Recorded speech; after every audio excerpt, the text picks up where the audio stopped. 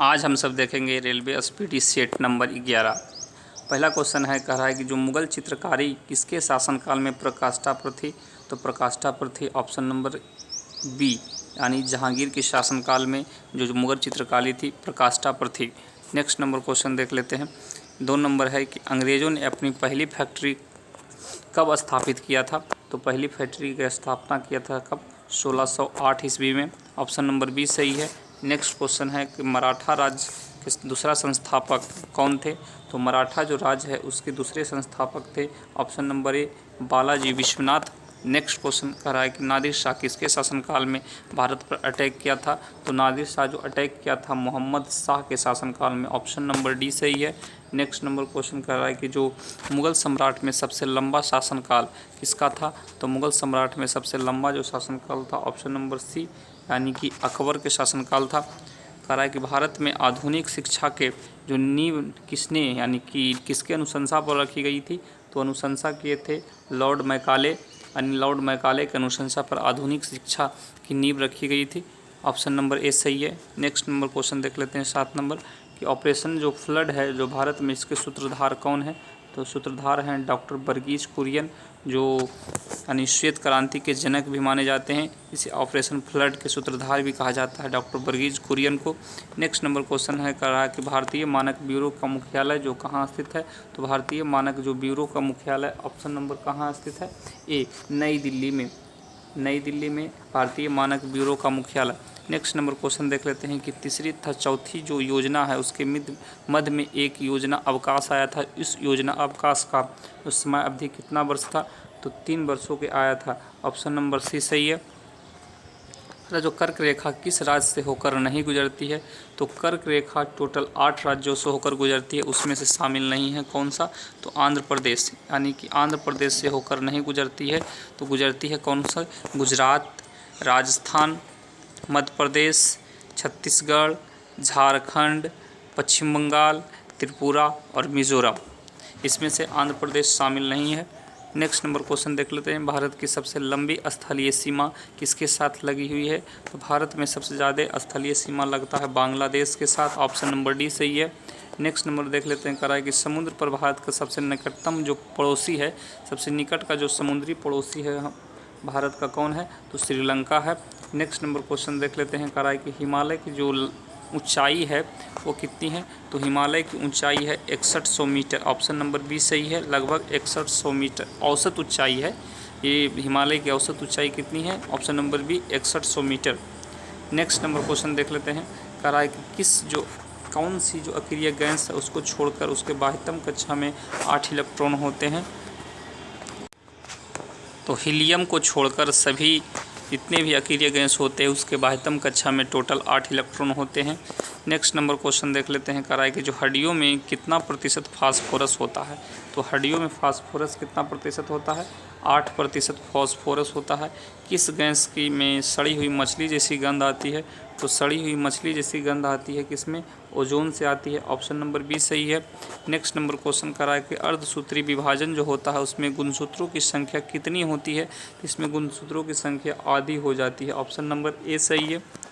Next number question देख रहे हैं, किस बल के कारण ब्लैक बोर्ड यानी पर लिखने पर अक्षर जो होते हैं उभर जाते हैं। तो अक्षर उभरते हैं उसका कारण क्या है। तो ससंजक बल। ऑप्शन नंबर बी सही है, यानी ब्लैक बोर्ड पर लिखने पर अक्षर उभर आते हैं कौन से बल के कारण, असंजक बल के कारण। ऑप्शन नंबर बी सही है, असंजक बल के कारण।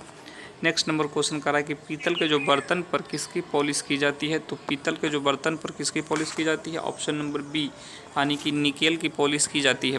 नेक्स्ट नंबर क्वेश्चन है कि स्वप्नों के अध्ययन को क्या कहा जाता है। तो स्वप्नों को अध्ययन को कहते हैं ओरिनोलॉजी। ओरिनोलॉजी का मतलब होता है स्वप्नों का अध्ययन। नेक्स्ट नंबर क्वेश्चन कह रहा है कि समानता का जो अधिकार है हमें अनुच्छेद कितना में प्राप्त है। तो अनुच्छेद 14 के अंतर्गत हमें स्वतंत्रता का यानी समानता का अधिकार प्राप्त है।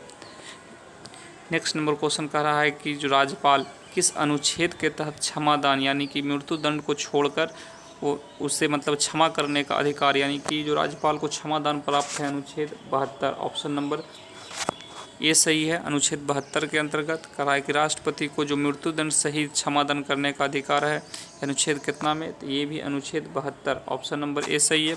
नेक्स्ट नंबर क्वेश्चन देख लेते हैं। संविधान के किस भाग में संविधान संशोधन के बारे में, यानी कि संविधान संशोधन की प्रक्रिया के बारे में जानकारी मिलता है, ऑप्शन नंबर सी यानी भाग 20।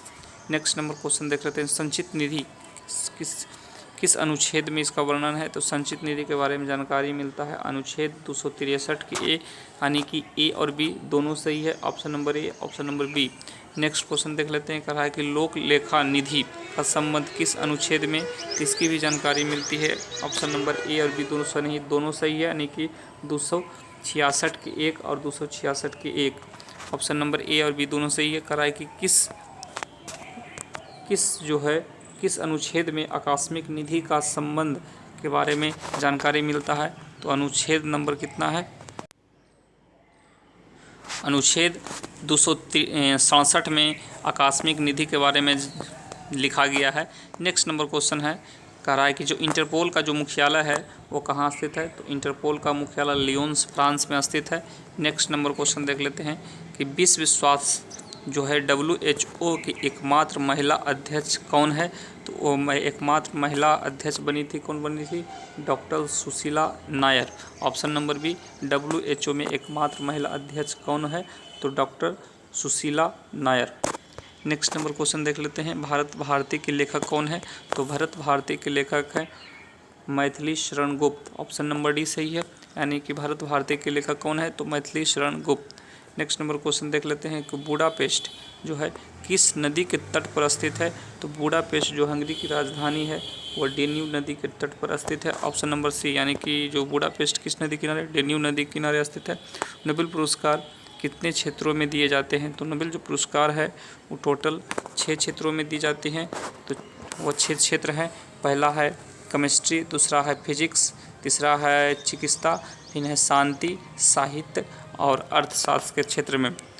नेक्स्ट नंबर क्वेश्चन है 33, मलयालम किस राज्य की राजभाषा है, तो राजभाषा है ऑप्शन नंबर ए, केरल की राजभाषा है।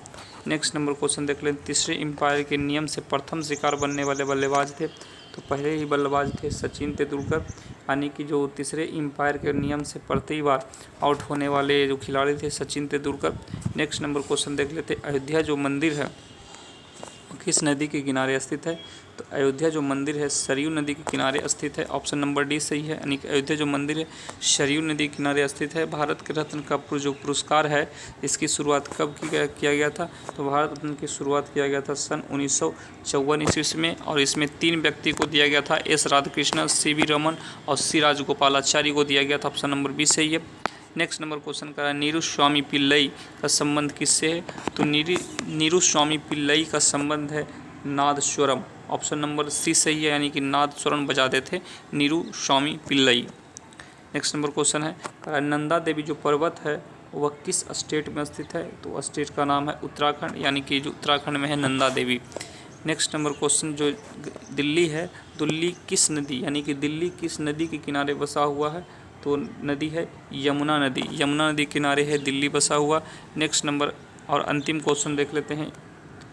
कटक जो है किस नदी के किनारे बसा हुआ है, तो कटक उड़ीसा में है, उड़ीसा में सबसे बड़ी नदी है महानदी, और महानदी किनारे ही बसा हुआ है कटक सिटी। इस प्रकार से हम सबका सेट नंबर 11 समाप्त होता है। जो लोग चैनल पर नए हैं इस प्रकार के और वीडियो देखने के लिए चैनल को सब्सक्राइब एंड लाइक ज़रूर करें और बेल आइकन को भी दबा दें, जिससे क्या होगा जो भी पहले वीडियो बनाएंगे आपकी जानकारी सबसे पहले मिलते रहेगा।